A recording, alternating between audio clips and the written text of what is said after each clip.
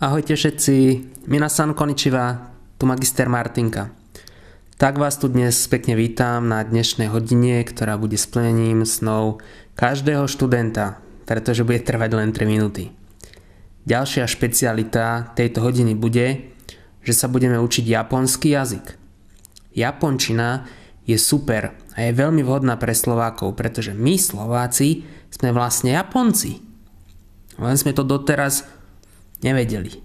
Ale teraz už vieme, že naša intonácia a akcent je úplne kompatibilná s japončinou.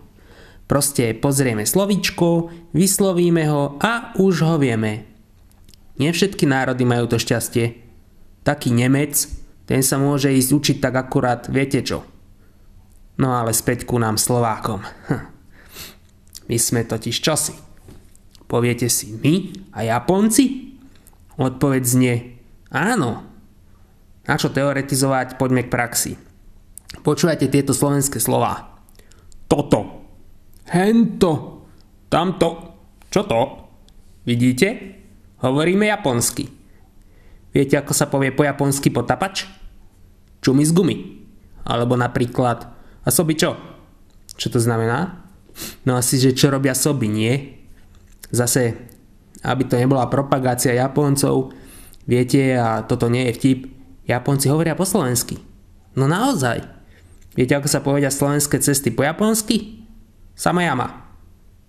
A takýchto príkladov by som vedel povedať aj 50, ale nie som hlúpy, aby som hovoril, nejaké slovenské rádio bude počuť a bude profitovať zo mňa. No to tudle.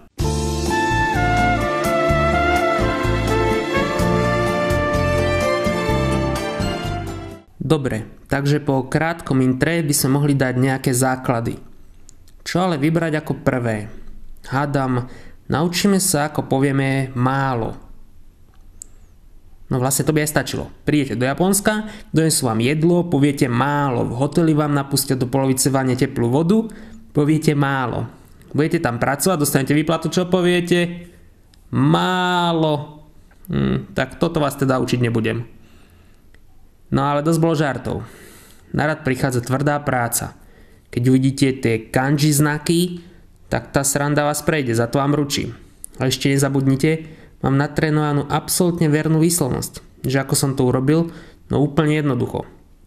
No to sme teraz pred chvíľou spomínali, takže teórie bolo dosť. Zoberme si nejaký príklad. Povedzme, že prídete do nejakej fabriky a budete tam chcieť spraviť nejaký biznis. Bižinesu po japonsky. Nech to otočíme z ktorejkoľvek strany, skončíme asi vždy pri tom istom. Oponentovi v ťažkej váhe podáte ruku a poviete Hajime mašte. Hajime mašte. Prekladáme ako teší ma. Teší ma, že vás spoznávam. Dávame teda najavo, že sa tešíme, že sa s niekým spoznávame. Za čím bude nasledovať naše meno, voláme sa tak a tak. Hajime mašte. Keby sme prekladali, tak by sme sa dostali niekam inám, než je význam vety teší ma, pretože slovenčina nemá priamy ekvivalent na hajime mašte. Kto chce dôkladnejší výklad a vysvetlenie, tak nech ma navštíví na mojom minikurze. Vypijeme nejaký čaj a pokecáme. Ďalej po teší ma by som pokračoval, moje meno je Peter, pretože sa tak volám. Watashi wa pýta des. Ešte raz, aby ste to lepšie počuli. Watashi wa pýta des. Watashi znamená ja. I keď chlapi viacej používajú boku, ale na teraz je to jedno. Watashi je proste v pohode. Watashi wa. Wa za watashi neznamená vôbec nič. Je to partikula, ktorá slúži na to, aby sa lepšie viazali slová. Lingvisti samozrejme si nájdu vysvetlenie, ako tá partikula má ešte kopec iných funkcií, ale to je už ich problém, nie náš. Tam nech otravujú s tvrdým a mäkkým i, ktoré už dávno malo byť zrušené a tento národ mohol vyzerať v písomnej forme prejavu ako národ múdry a nie ako národ analfabetov vďaka i a i. A kopec iných hlúpostí ako to, kde sa môže a nemôže písať čiarka. Pred že sa musí písať čiarka. No a akože musí, Taliani ju nepíšu a vôbec im nechýba. Pokračujeme. Hajime mašte. Watashi wa pýta des. Už to zaklincujeme iba s Yoroshiku onegai shimasu. Takže celé predstavenie sa bude znieť. Hajime mashite. Watashi wa pita desu. Yoroshiku onegai shimasu. Dobre, hotovo, máme. Arigato gozaimasu. Nezabudnite, túto lekciu vám priniesla kagoshima.sk.